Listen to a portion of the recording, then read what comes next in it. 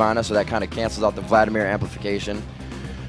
These guys are completely taking out what they think Curse has to really bring the bread and the butter. So we'll see if they can make something else. So some interesting mind game play here by COG. So first of all, they said, okay, we get first pick, we're going to leave Cass at an open. And this means that Curse just banned 2 champions that they like to play. Both Ziggs and Cass are not one-sided bans, whereas pretty much all of I mean, like the Draven and Riven ban, those are one-sided bans. Those are bans that help mostly your team, mostly hurt the enemy team. Doesn't really matter that much for you guys. But here are Curse banning away 2 of their own champions, and Voyboy's already had a bit of a stretch champion pool here.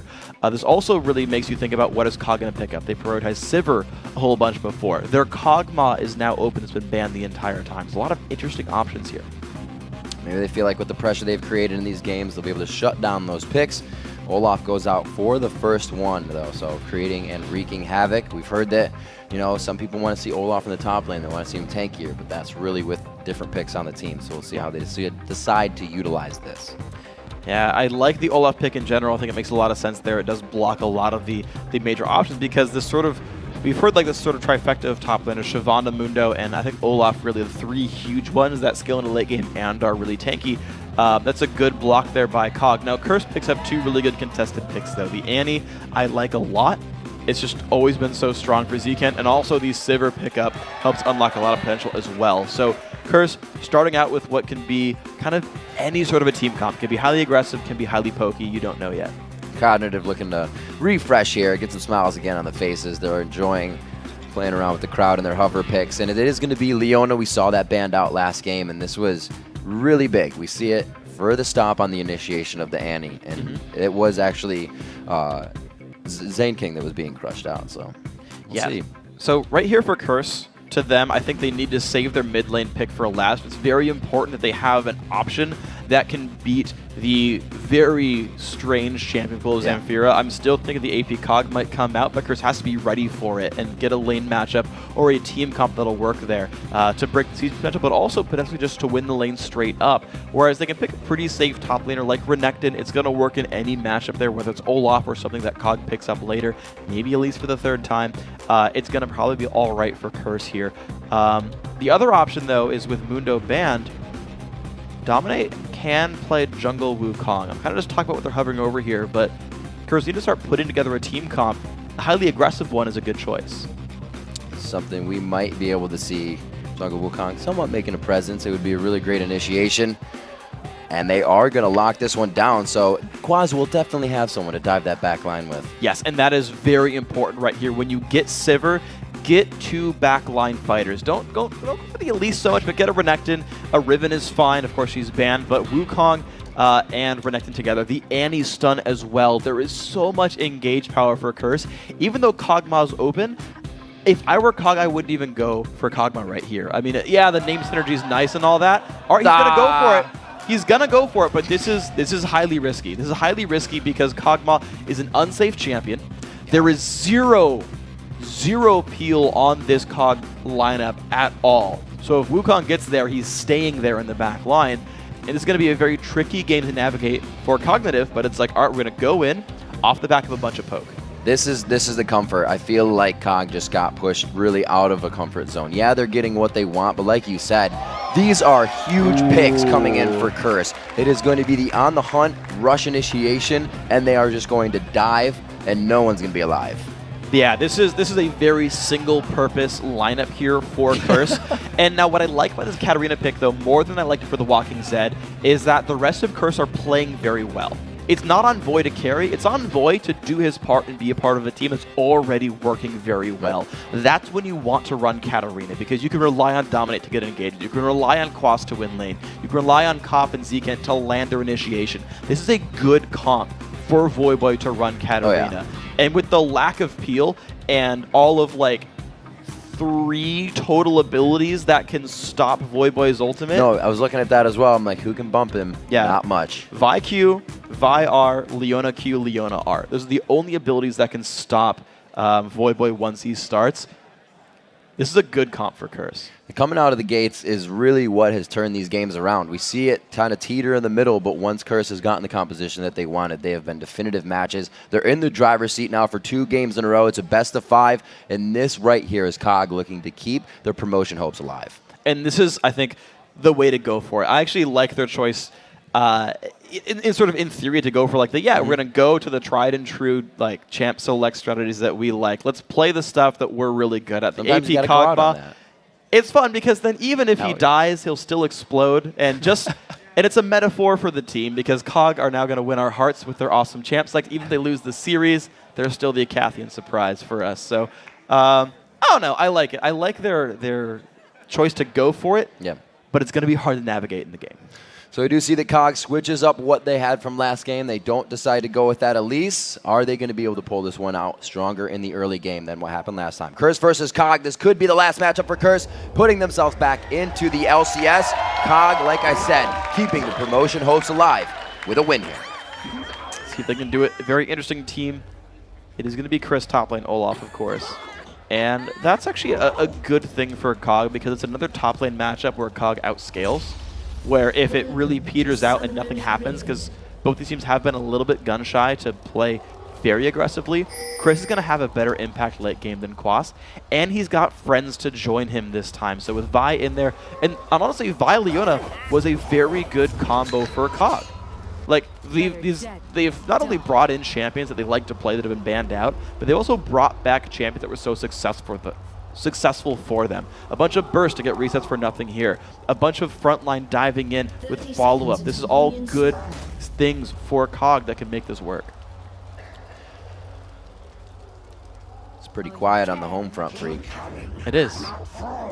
Nobody wants to get first blood up right now. It's going to be a dance-off pretty much everywhere someone can be seen. Not at 1 minute 15. That's too early for first blood. It's too early for a dance-off. It's never too early for a dance-off. All right. Dance-offs are fashionable at all times, forever, always. Okay, you heard it here. Confirmed on stream. Yep. And it wasn't even Saints. Nope. He's not on that lineup anymore. He is the coach, though. He's around. Yeah, that's true. That's true. Partially integrated into this. Yeah. Yeah, he's been helping. So now we have the lanes to begin. Finally, the minions are marching their way out of the base because these guys didn't want to march into any aggression. And we will see Dominate on that Wukong. In the jungle, we have Voyboy on teleport, something we'll mention. He's probably going to be able to roam now. We did not see any roaming from these mid lanes, like we said, unless the fight was pretty much over and everybody was walking away. Absolutely. He's going to be looking to come in late. He's going to look to counter-gank Captain Ziploc. Now, IWillDominate's done a very good job of counter-ganking throughout this series of games so far. He's done a really good job of that one. But Voyboy can also join in on the fun. The other thing I want to point out for Voy is I don't expect him, I'm going to get proved wrong in like 12 seconds, I don't expect him to use his warding totem to ward the lane. Because seeing Vi coming is kind of useful, but leaving it up to Shunpo away, way more awesome. Life is more important. A little bit. Slow push here, COG. Giving Zekent somewhat of the brush, but it's not going to be too bad here. Nobody's level 2, so they have a little room to play out of position. Where you can see that Zaineking is keeping that in his mind. There's an interesting dynamic actually in that bottom lane. So COG is going to get level 2 first by pushing, but when you push, you put your opponents under the turret, which is really useless for Leona, because she goes into turret range by virtue of engaging. Sometimes on accident. Yeah, whoops, oh, I gave away a kill I shouldn't have. So yeah, some mistakes can be made, but largely speaking, that's a good situation now. The lane can reset, and COG are going to be able to fight pretty well. Zaineking knows all about the accidental Zenith Blade. We'll see Zamphira level 3 in mid. He's matching it with Voyboy. Dominate looks to make his roam here. Maybe he wants to get that snowball on Quas going early because he's not hugging the right side for golems. But with the lane so pushed, be surprised if he does head in. I was actually surprised to see that Ziploc didn't actually dive the top lane right there. There were no wards at all, and Slice and Dice was already used, but he thought a counter gank might have come in. There's the jump. You were not wrong. I got it right, guys. I got a prediction. But now that ward is always there. Wow. It happens so rarely I get applause. Some love right there. People don't bat an eye when Jack gets one, or like when I make a pun. But I get something right, and it's like, Freak, you did something right, buddy. Good job. But yeah, Voy's ward is now there for for 60 seconds, so we can repeatedly escape those ganks. In addition to a minion wave maybe coming by, so it's even free. This is just like, it's a good thing for Voy. So slow. Everybody's just staring into the whites of their eyes, but there's no aggression. Thanks, nothing. Shoots him right in the face as I say that. You, however, no predictions. No predictions. Cop, happy to take that one. Zekent has just been holding this stun. I'm sure he's getting antsy on this one. He's starting with the Dorans. Zaineking's actually going to be racking up the gold. He wants to get to that tanky portion a lot quicker. So we'll see them probably farming this one out. The disengage is going to come from Annie, so that's why Zaineking hasn't been so E-happy this game. We got Ziploc, though, looking, well, on top of a ward, but looking for this bottom lane attempt. Dominate is very obviously looking to counter gank. I don't think... It's interesting because both teams know the junglers are there, but both teams don't know they know the junglers are there. It's an interesting game. Sometimes it actually works out really well. Zaineking waiting on the outside. They have all three in vision. Ziploc's going to come around. He probably figures that they know he's there as well with the way that they're playing this. So they will slowly push it back. He's looking to get over the wall. Hopefully he gets around it on the Q. Nice. Dominate's actually going to bring a little bit of vision with him. I don't think they're really going to get much out of this. They're just stalling out time. It's okay, they don't know he's there. He got revealed, walked back into the brush. Could be gone. There you go. All right, away they go. The junglers said, all right, we're both waiting in the fog. Both teams kind of read that one, and then nothing happened overall. So back to farming they go. I do want to look, though, a lot at this mid lane because I think it's the most dynamic lane here. There's a heck of a lot of kill potential from Voy. Yeah. Zamphira is pretty much going to have to flash when Voy hits 6 and all-ins him. Or at least burn some kind of summoner, because there's so much damage potential out there on a level 6 Katarina. And Voy's holding up in minions so far, so it's only going to be like worse and worse for COG without gank pressure, I feel. Cris goes back for a real fast chain vest. He's taking some good damage from Quas, even with that on. So whenever he's running, it is painful for Cris. We'll see how that lane goes in a few minutes. But again, back to that mid lane. Voyboy continuously leveling up that Q, ASAP, and putting it on Zamphira every time. Here's Captain Ziploc. Will he get, no flash vault breaker. Kobe's sad. Voyboy's going to walk away from this one. But yeah, that's actually the kind of pressure that COG needs. Look at that. Level 6 coming out first. Okay, never mind. Voy got it as well. But that's actually very important, is kind of getting the pressure down there. It's a safe recall here for Zamphira. He can go back in the lane with... he can go towards Charles if he wants some extra MR, or he can just start stacking up tier. But being able to survive the lane with some durability is probably going to be important here. No flashes. They're all real. No flashes burned just yet within the game, and it's really slowing down the jungler's ability to get into these ganks as well. Dominate not exactly bringing the most crowd control to his gank, so they got to get that one just right. But Ziploc, you can see him not as much presence in the lanes right now. Yeah, nothing yet. Dominate tried the one little sneaky gank right there, relying on Zekent for crowd control, but he got spotted by wards. At this point, I feel like Dominate's best suited to just getting level 6 over the course of about the next minute, and then forcing the invisibility ganks. And again, the easiest place to kill, mid and bottom lane. That's where I'm likely to turn things. There's also no reason for them to give a lead away here. They do have Voyboy to wait on as well. He has backed for mid lane, so he may try to activate something. I wonder. No, he's not going to reach 6 off of this blue buff, so there won't be anything coming just yet from the teleport, but I'm sure it's soon. Yeah, and that's going to be all kinds of fun. I'm actually not sure how much Curse are looking to force the issue. It's a really hard read on these comps because they function so differently, and we just don't see AP COG competitive. Dominate 6, though. Here it comes. Nope. He almost got himself down to that lane, but again, walks over a ward. Not too much problem with that. Quas. He will not find the assault battery. Negative. It just got leveled, actually. Ziploc hadn't leveled it yet. Yeah, and honestly, Quas, having his ultimate, having his flash available, it's not a dive that's likely to succeed very much. However, this does show the COG jungler in the top side of the map. Dominate just missed out on stealing red buff. He's like, you know what? It's not worth it. I'm going to go back to my side of the map. Yeah, he feels like his red buff is going to be stolen, and he wants that a little bit more. Coming across, he's going to get him to pressure out. Ziploc does not want any of that, and Voyboy is even going to roam with him a little bit to make sure the safety is there.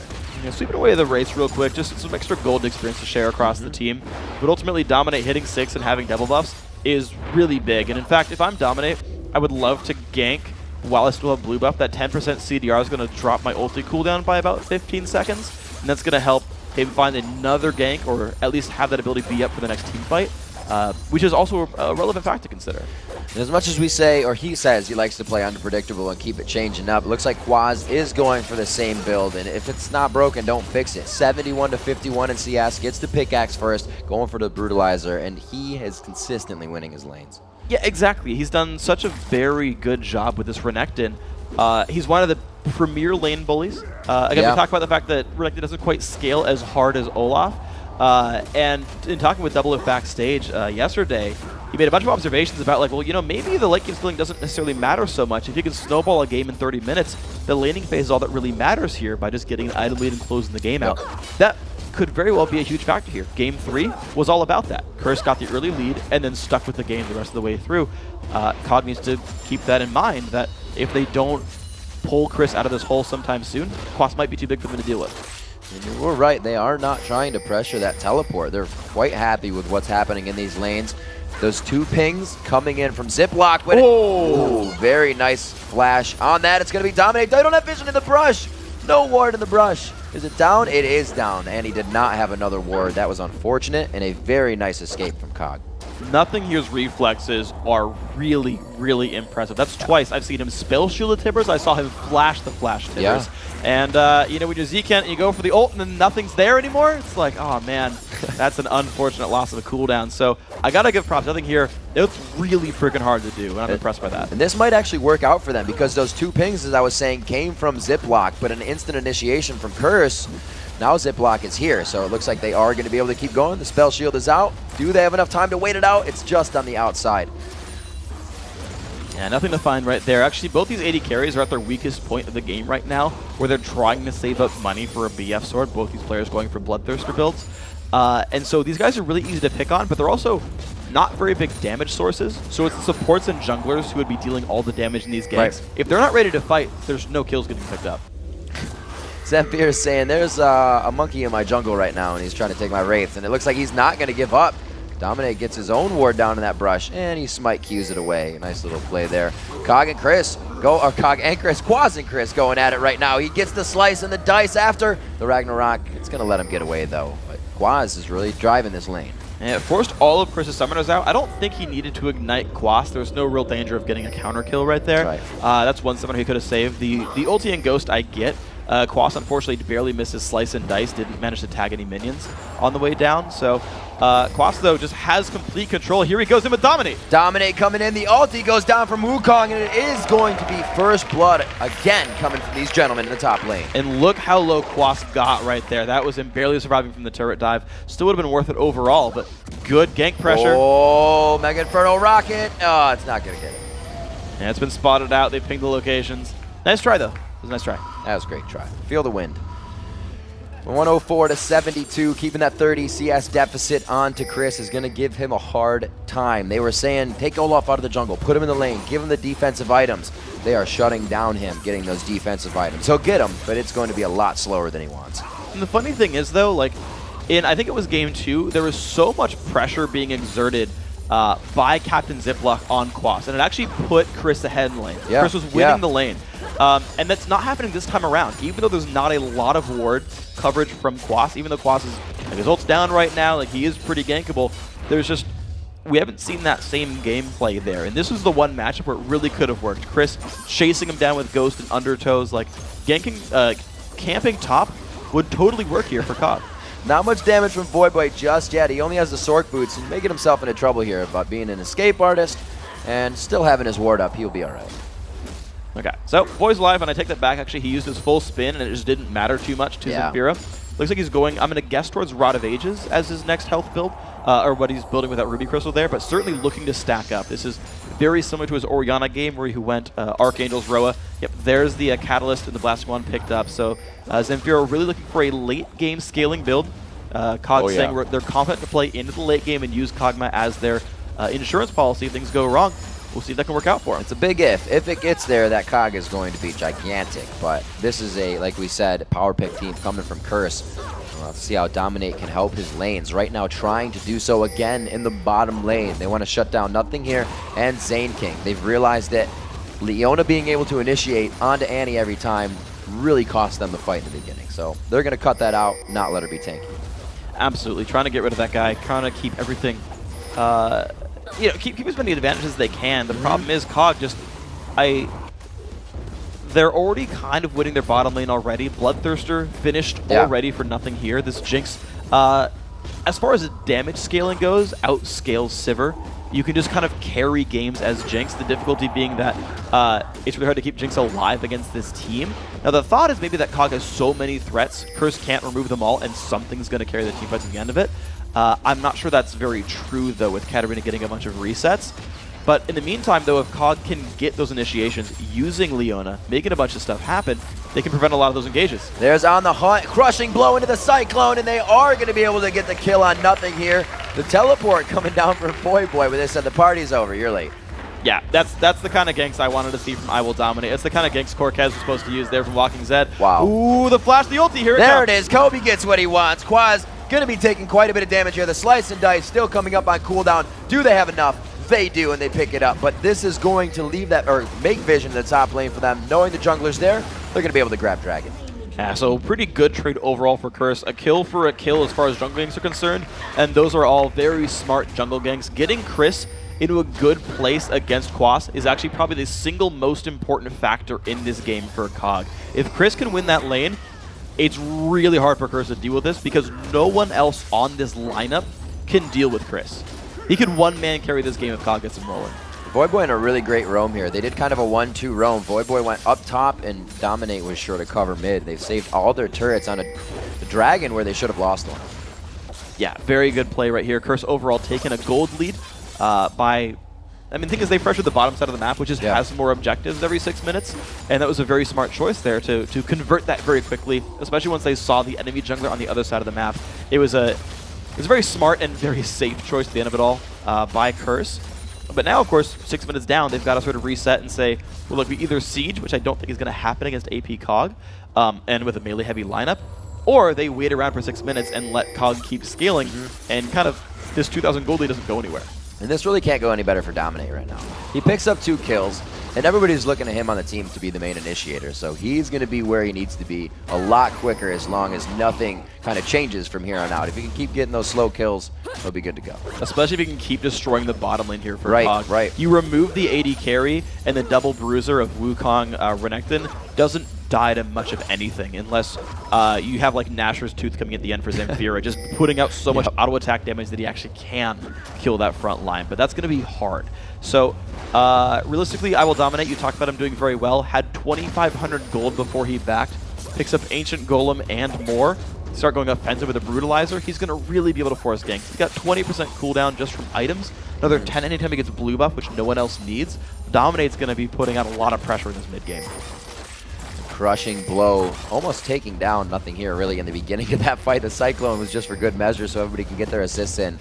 He is already outputting quite a bit of front-end damage, which, like I said, it changes the thought of the fight immediately and what you can do in it. 17 minutes in, the Ravenous Hydra picked up onto Quas.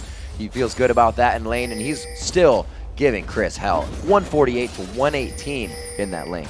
The Sunfire Cape and Ravenous Hydra are both done. It's going to change the lane dynamics. So obviously one's building damage, one's building durability, but they're going to start to do like their objectives more. Now Cris has a lot of really easy trades with Reckless Swing. Cris maxed that first, the E, the true damage. Quas will just get chunked by that ability. The difficulty being that Quas has a lot of health sustain now. He's 21 defense, he's got some health regen there if he ever gets low, and he's got the Ravenous Hydra lifesteal. So if Cris doesn't play aggressively, he'll never push Quas out of lane, and Quas will just keep last hitting, which, you know, can be a concern. And this one's very close in gold, and much to the right, Curse or COG, neither COG I should say, are wanting to fight this one out. It's very here and there on the fight. It's only 2 to 1. And Dominate from the backside. They get a great initiation onto Nothing here. His flash was not up that time, and they were able to connect. Voyboy gets the speed up, runs past Zaineking very nicely to get the Death Lotus on and the maximum amount of damage. They pick it up for COG. These guys burned a lot of ultimates to force that down, but when you've got actual engagement here on the Curse lineup, really for the first time in this series, they've got actual initiators going on here. Works really well for them. They force the turret down, trading mid turrets, but this is kind of what happens. The game accelerates when Curse, the confident team, starts making plays. Instantly accelerates. It kind of leaves something else for COG to do here while pushing the mid lane. But again, they are in the right spot. They're only going to lose 1 off of that, but they got kills and the turret. So good stuff here. The gold lead still only 2,000 apart. These guys are actually trading resources pretty well, but this top lane matchup, you're seeing it. Quas is winning this one. Cris forced to get away. Summoner spell for an ult. Take that any day, says Quas, and he's going to be ready to stay in that lane, pressuring Cris. Just pass the river every time. Stay on your side of the court. Yeah, so no offsides now for Cris. He's going to have to sit there on the back, play defense for a while. The blue buffs are still given the dominate. This says, yes, we really want you to have the low cooldowns, have the ability spam. Sivir would make use of it, but they're consciously giving Dominate that power, the extra golden experience.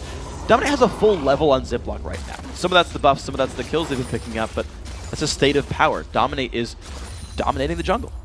He's doing a very good job. Just seeing a level comparison right now. Everybody seems to be even. 13s in the mid are the highest. And like you said, Dominate really the only one with a level up on his position. His core items finished. You can see the switch up, the Haunting Guise, but quickly into the needlessly large rod for Voyboy. So he had the money, he's maxing the power. Exactly, he's going for what looks like a zone. Actually, it could be Zonius or Deathfire Grasp. I've seen both builds. Ooh, nice flash. Yeah, I think he's going to be safe. I've seen both builds on Katarina. They work in very different ways. But first, Quas getting jumped on. Quas, the turret could have been too much. It wasn't enough. Cris goes down, or Cris takes him out. Yeah, very well played there by COG. I like the fact that Ziploc keeps showing up there because, again, that duel is important. Randuin Zoman likely... So Randuin Zoman's a Spirit Visage. It depends on his priorities here for Cris. But as soon as he crests Quas in power, suddenly there's so much pressure on Curse to make plays somewhere. Because if one lane starts passively losing with no engage, or no engagement from the rest of the team, suddenly it's like, well, look, we keep letting this happen, we're going to lose the game. They've got to force plays. Now, Curse have been forcing plays pretty well with Wukong, but they're required to as opposed to being a benefit. Looking at that kill, that was actually Ziploc that picked that up, which he needs that tankiness as well. He's their initiator. He needs the same thing Dominate does. So better off that going to him. Cris grabbing some assists there. It might start to put him over Quas, but that play in the lane has really driven him to victory. So you got this dragon fight coming up. Dominate inside the pit, and on the hunt may continue this one. A very nice Voidoo's disengage against the whole team. Yeah, the whole team got out pretty successfully. Unfortunately for Dominate, he couldn't get into range to land his ulti on anybody. But the rest of Curse, honestly, they're just in position. This is basically there is borrowing a smite steal. Nope, it's going to be picked up again by Dominate. Dominate grabs that when the Cyclone goes out. They for sure pick the kill up on a Ziploc, and that is not going to be enough for them. They want everything and anything in the fight. Nothing here gets flashed on. A very good W stun coming out of Quas, and they're going to continue this fight. The Death Lotus, the reset, the crushing blow. No, it goes over to Quas. Ooh, good read by Zamphira. Actually chases down the invisible IWillDominate. Good job right there on the ulti right here, the passive. But yeah, the engage comes in. Nothinghere's rocket comes in way too early, actually, and he's now out of position. The knockup that lands, and that's the issue, right? Is there's no peel for these two squishy backliners. Zamphira and Nothinghere have nowhere to go. Because COG, they spent their Vi's cooldowns trying to Dragon Steal instead of setting up a team fight. They were basically saying, like, look, we'll get out of position to trade a chance at Dragon, instead of saying, look, we've got position on you, let's get a real team fight. I think if they approached the fight differently, COG could have been fine there and won that battle instead of losing it 5-1. Dominate loved that. And he actually made an amazing play. He flashed to catch two more people in the Cyclone there and continued a huge fight for Curse. Now they know, again, they're in the driver's seat, and this is when it gets really scary for COG. It's pretty incredible right now for Curse. Now, they are waiting on a couple of cooldowns. Zekent still is without Tibbers for now. That's not the worst thing because they have the cooldowns back on IWillDominate already. He's upgraded to Black Cleaver. He's got 20 CDR, again, just passively from his default item build at this point. So he can keep going in for engages. And of course, Voyboy's cooldowns and Cop's cooldowns very short as well. Those three can keep making plays over and over, which looks like what Curse is doing. See, Black Cleaver finished up on to Dominate, so he is assisting huge on Cop if he puts that Q through the team on that Boomerang, and Quas is going to have a field day with the Call of the Meek once he gets in there, and his Hydra. Everything is synergizing so well for their picks, and it's only escalating. It really is. Honestly, until this top lane gets turned around by COG, and it might even be too late for that to happen, life just gets more and more painful here. And in fact, IWillDominate coming into the top lane. Cris not going to be in the best shape. Looks like he will be able to Ghost in Ragnarok, but that means once it wears off, they're going to be able to turn on him. They had to see this coming. It doesn't last forever. Cyclone just hits on the heels of Ziploc, and they may have this chase on. He's going to be able to get the crushing blows one after the other. Doesn't have much cooldown to his name right now, but the bottom lane, the 1v1, something is there, and he is going to be able to take down Cop. Cop unfortunately missing his flash thrower, wanted to dodge the ulti, and at this point now, I don't know if Voy has the damage to chase down Cris. Okay, he does! Absolutely. Nicely played. He didn't go for super burst, but he is super harassing, and he was able to finish off the kill. Great job by Quas and Dominate to continue the follow in the top lane, leaving that janitorial pickup for Voyboy. Yeah, and now Curse are really spreading out COG, and that's a very big difficulty for these guys because Cognitive Gaming's lineup outside of... Oh, this is going to be interesting. Oh. Voy on the chase. He doesn't know where to go. Zamphira played that perfectly. Now he does. That was really nice. That was pretty cheeky by both. Yeah, but as I was saying, though, outside of Cris, basically, the rest of this lineup from Cognitive is not very self-sufficient. They need to all be together, right? Leona obviously needs a teammate. Vi can't really 1v1 anybody. She's got to engage for her team. And then Jinx and Kog'Maw need a front line to stand behind. And when Curse are playing really chaotic battles, Voyboy's running across the map with teleport and a home guard, like 3-man like pushes top and they kind of get kills as they kind of straggle on through the fight. That's exactly what Curse wants, is these like weird limping, go in and out team fights where you never get a real 5-on-5. If Curse keeps doing that throughout the mid game, they're pretty much guaranteed this one. 11-4 on the score sheet, 25 minutes on this one, and the gold again going in favor of Curse. About 8,000 gold now, actually 7,000 still. They both tick up 100 there, keep themselves even. It's just going to be Curse, as we say, in the driver's seat, slowly taking turrets. This is the time when everything kind of slows down, but they know what to do next. They haven't been taking something and just stopping. Yeah, I feel like Curse are definitely going to keep looking for these battles anytime there's a meaningful objective available. So Dragon's up in a minute and a half. That's going to be something that Curse are definitely looking to control and say, look, we're not going to give that to you to get back into the game. We're not going to give you the experience and gold that it takes to get back onto our level. Instead, we're going to take that one down pretty cleanly. If you show up, we're going to out-team fight you. Curse are just... They're the team that are going to get a bunch of ward control here. They've won a bunch of fights in a row. They've actually got a lot of wards peppered throughout the map. That's going to allow them some really clean rotations and a bunch of fights in a row. Hydra into that Randuin that's already been utilized in these last fights, so the tanks are really coming out for Quas and Dominate now. He's got his Giant's Belt. He got that Golem quite quick with that Cleaver in the beginning of the game. So they were just able to have such a surge of power, and really that's where COG has faltered. They're not able to find a way past that. And right now, like you said, biding their time to scale up. We'll see if it's going to be an objective for them. Well, let's see what these guys have right here. Everything's been reset, but COG getting a couple of nice split pushes there with the bottom lane turret going down. But Curse, though, they've grouped up. They said, all right, the 4 of us here, if we get a Flash Turret as initiation or like a Flash Wukong Cyclone, that's enough to get a team fight victory because Voyboy can clean up. Kind of any mix and match of 4 members of Curse actually works really well together, which compared to Cognitive, that's not true. Right? COG needs the right guys to make a fight happen. Curse can match any of these guys, which gives them a lot more freedom around the map. Cop can sit here split pushing, being Sivir, highly evasive, and still scale up in levels and gold. Yep. The rest of Curse can make plays. That's exactly what they're trying to do. We've seen Voyboy going off by himself in the 1v1s. Although Cris didn't have much HP, they know where to grab these kills up, and that means they're moving before it happens. They're setting the chess pieces in motion already, setting up for this dragon that's here, but COG knows the time as well, and this is their chance to make a move. So COG are going to be here first by a little bit. Voy's teleport is down. He's trying to home guard back down the map. Problem is, COG don't really know all that information, and they're a little bit hesitant here. They're not in the greatest of positions. They're trying to group back around. Now, they do have positioning for a real 5v5. This is a true test. There's 7,000 gold difference, but if COG can win this fight, they basically have to win this fight. If they give up Dragon, they're going to fall farther and farther behind. They'll never get back in. This is the most important fight for COG here. This is a really scary fight. All of that AoE is perfectly centered around Voyboy and Dominate. They can get him with Cyclone and Death Lotus, and it's not going anywhere but to the HP bars of COG. There is zero escape for them. And if they pull this Dragon out, they'll be a bit safer, but it looks like Ziploc is going to keep himself in. The team's not really reacting to this. Well, the good thing is they have AP COG and Olaf for some really meaningful poke. Voice down to half.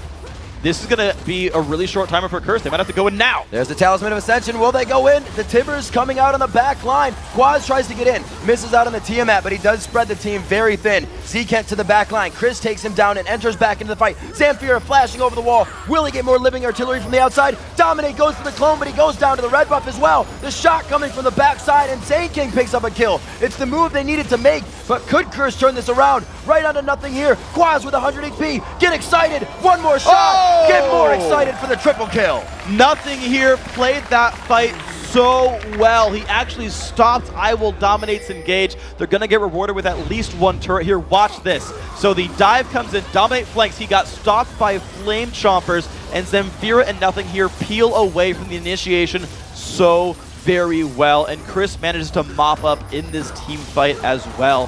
Voyboy never got the perfect engage he was looking for. A Zamphira flash over the wall kept him safe. nothinghere completely outplayed IWillDominate, as well as picking up these 2 cleanup kills. If you don't get rid of Jinx, she does this to you. nothinghere was massive for that fight. A turret and a dragon picked up on top of the 5 for 3. That was the move they needed to make. That's the first fight they've won like that, being down in gold throughout any of these games. Curse, having that lead in the last game, was able to kind of take it over and make it look clean and easy. COG now adapting this time to their loss, and they are fixing it. That was really well played, and you can just see what comfort picks will do for you. I mischaracterized AP COG. I was like, that's going to be real hard to deal with. I feel like he's going to get blown up, but with the Seraph's shield, with his flash and barrier being used, Zamphira is actually not easy to kill. Just to give you guys some math, 2,500 health, his barrier's worth another 400, his Seraph's shield's going to be worth another, what, like 300-400 or something. He's got like a almost 4,000 health pool. Good luck actually removing that. And then he's going to blow up on you if you kill him anyways. Yeah. He's got true damage per level. Yeah. So that's kind of painful. 51,200, looking at about a 4,000 gold lead here as 47,000 sits in the pool of COG. They just made that actually quite a lot bigger here. 30 minutes, 30 seconds into the matchup. 14-9 as the kills finally start rolling in for the viewers as well as for the players. And these items are going to start being built out as well. Quas finally going for a little bit more damage mitigation in his Spirit Visage as he builds that up. Looking on the other side, the Randuin's coming out from Olaf. We said Cris was having a hard time, and he's kind of lackluster on the items. Well, COG needs to react right now. The Voyboy split pushing bottom with Teleport and Home Guard available, and COG aren't making any way in. They are forced to recall, and again, Curse splitting up COG. This is the right play by these guys. Forcing, looks like it's going to be Cris to go back, but it's going to be hard for COG to fight the rest of this battle. Voyboy trying to replicate a cop. He's close. He gets one inhibitor turret. That's all right. Happy with that. They're going to have a good push towards that bottom lane. It leaves a window open for something to do if the game does stall out. Damn, Voyboy. Got some blue suede shoes on running from this one. Cris doing what he can, but Voyboy dodging and ducking out. Good escape there by Voy. If one of those undertows had landed, very likely Cris could have picked it up. If his ghost was up as well, that would have been probably a kill for Cris. So well played by Voy. And of course, he got the turret, so that's again more pressure without teleport being burned. They got a Troco for this, so COG regrouping for this push, and they are what looks like to be the stronger team right now. Barrier and Seraph's shield are both back up here for Zamphira. He's been hard to get rid of. Now, COG, after this fight, they do look a little bit bigger because they have their items, but they're not pushing waves. They're kind of pushing with themselves. They get there and it's empty, and Curse has time to set up. Big wave in the top lane they're going to have to deal with soon here as that builds up, and this fight really may allow Curse to utilize that wave in their favor here. And on top of that, look at the ward covers, though, that COG has put out, because they've warded all of their flanks to look for Quas, to look for Dominate, and to disengage like this. That was pretty big damage on that coming out. Oh my god, a full team Cyclone! That was absolutely huge. Ziploc goes down immediately. Zamphira is already on a Cathian surprise. It is bloodbath right now as Curse takes out COG on their side of the field, and they're going to push them back. It looks like that wave might come in handy in top lane. Wow, they all ran away in the same direction on top of each other. Instead of going down the lane, they ran towards Golem buff. What an engage there by Zekent. All you can do is just watch this Annie. They try to get out. Look at that. The flash tibbers, the cyclone. There's just not much you can do about that. The attempted counter engage just doesn't really matter. Cris shows up to the fight late, but it doesn't really matter too much there either, honestly. When you take that much early burst damage, nothinghere is not going to out-duel the Wukong when you're already at 1/3 HP. A 5-person Cyclone, Baron, and Inhibitor turrets falling after this. A huge play by Curse, and they knew what they had sitting on the board. Everything was set in motion. That fight was gigantic. Yes, absolutely yes. Voy burned his teleport to get to the top lane really quickly. Boom. And just add more to that battle. Baron, of course, definitely going down. You guys saw, by the way, Dominate missed Smite. Smite went out. Baron is still alive. The Curse legacy continues. But honestly, these guys are in a really good place. They landed the team fight they wanted. And good on them to say, well, we just lost the team fight. We don't have the flank, but we need to go for the battle here. Yep. To have the confidence to say, look, we're still very powerful. If the battle goes correctly, we're fine. And that's the kind of thing I like about team comps like this, where the gold lead clearly doesn't matter. Whoever won the last team fight clearly doesn't matter. It's positioning. It's engaging properly. Yep. It's using your abilities in the correct way. That's what makes these teams win the battle. So even coming back, another battle after this, Baron buff, inhibitors, doesn't matter. COG clearly still has the tools to win a fight if they can fight it correctly. All right, we see on the side of QC, fixing up some peripherals here. Fancy feet, kicking them out. Sometimes it happens. Yeah. I've heard a guy actually was way back like years ago. He was playing with his power strip accidentally with his feet while playing and unplugged his computer. Yeah, bad idea. Yeah, and he actually forced a regame because in Warcraft 3 there weren't remakes, so no thanks. There's no reconnect. So it was like, all right, well, new game. People rumored he did it on purpose. He won the remake. It was a big controversy. Sometimes but that's League of the Legends, mentality game, man. you can just rejoin the game. No big deal. Absolutely. Got that in It's there. a pretty for you good guys. game. Not gonna lie. It's pretty fun. It's free. I hear like 12 people play it. Yeah, million, thousand, Yeah. hundred, infinity. A lot of bros. You guys are awesome, by the way. Yeah. But we got to remember what's on the line. Back to everything. Hopes and dreams. Curse getting back into the LCS. COG, they said they have nothing to lose here. But right now, it looks like they're playing scared, and they have to because Curse is such a dominant force in this game. That fight didn't make things any easier for COG. Maybe this will give them some time. Definitely not going to help if they had really something in motion. So we'll have to see as this all pauses. Yeah, honestly, COG, they really grinded to a halt because of that team fight. Like, that's a pretty big morale killer. They just got a team fight win. They got Dragon. They got a turret off of that. And it's like, all right, COG have a glimmer of hope here to pull it into a game 5 and try to bring it out one more time. That's a good place to be in. And then they got severely outpositioned.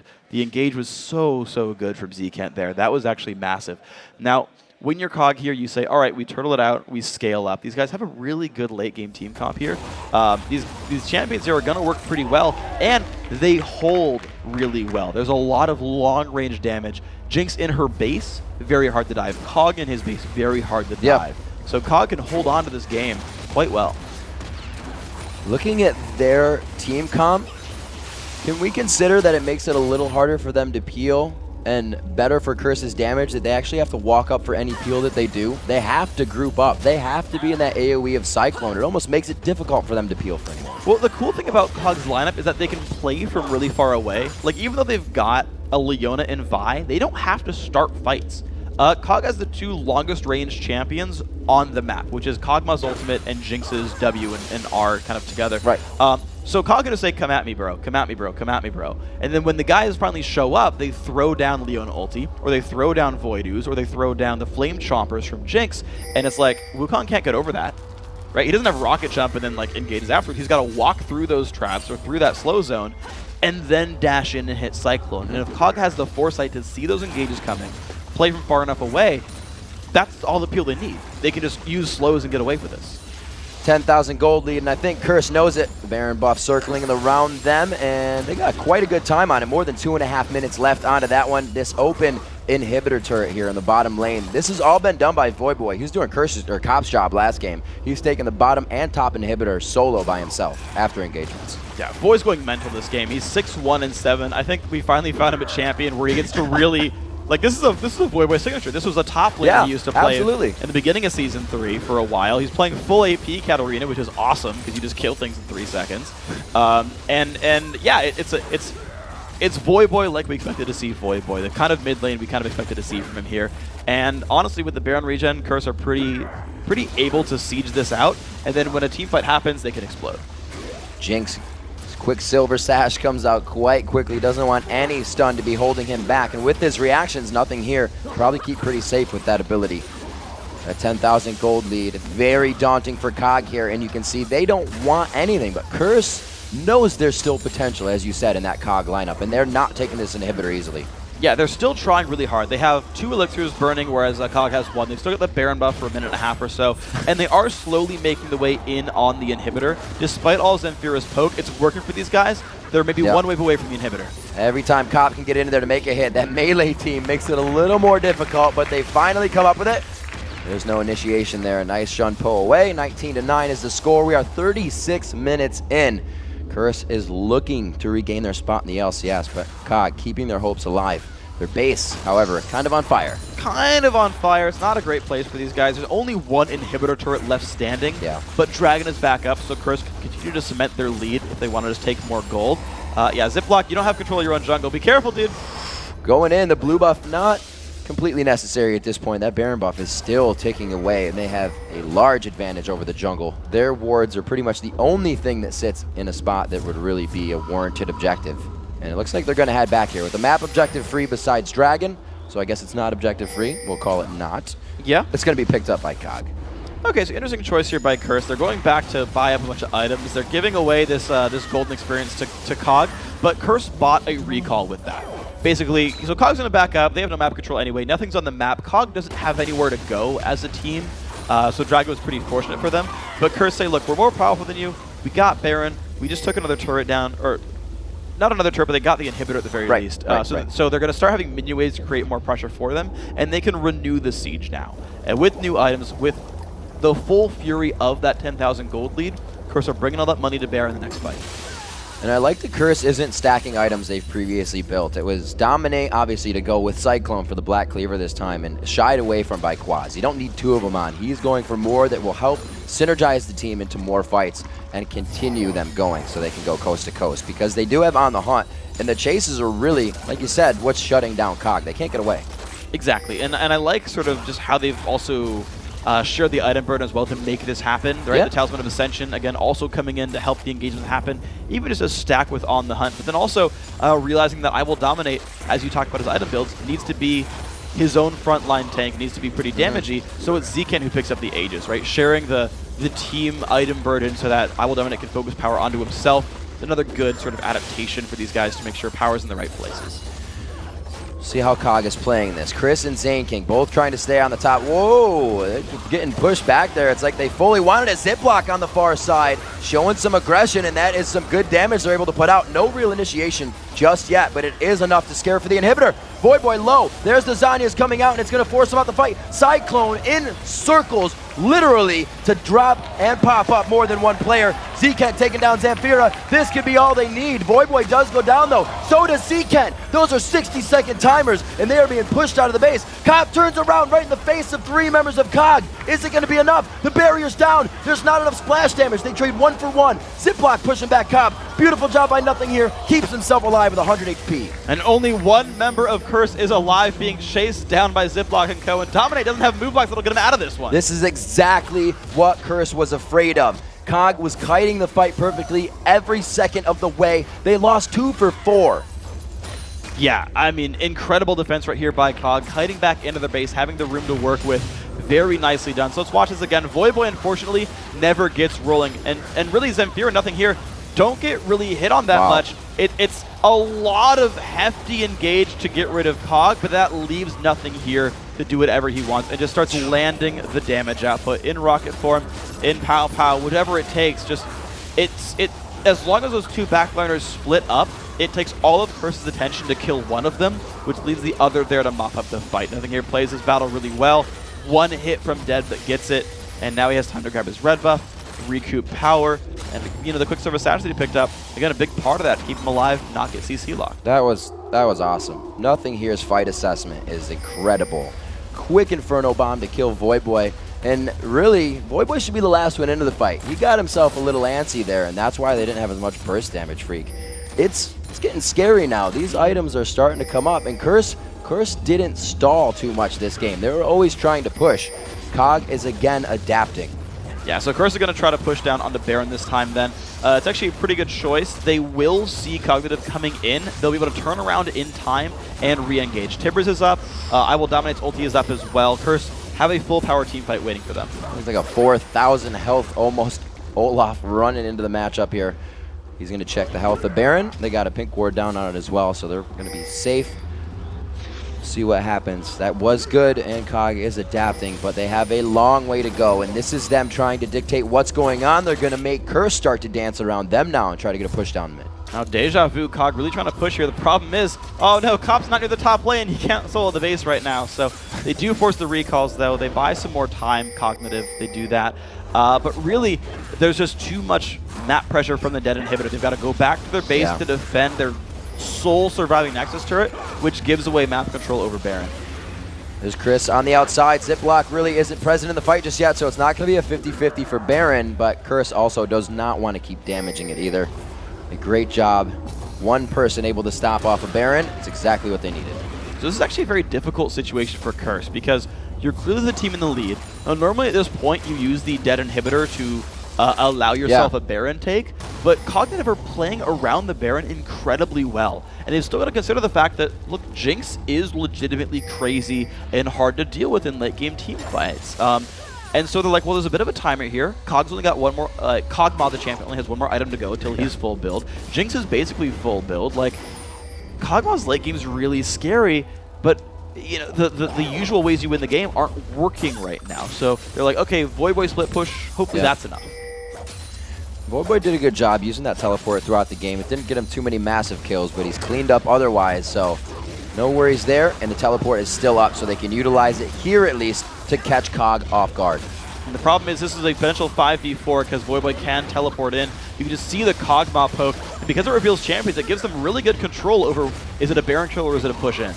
Talisman of Ascension. Looks like they don't really want much of that. Whoa, Ziploc going in. It's going to be Zekent kind of holding out to the outside. The teleport now coming in on the ward. They place it for him to get into the fight. Is it going to be enough? Voyboy's in. Zamphira gets locked up. The Cyclone is hitting at least 2 members. Here's nothing here. Makes his way in from the side, but it is Voyboy picking up a few resets. Voyboy on the triple kill. The quadra kill.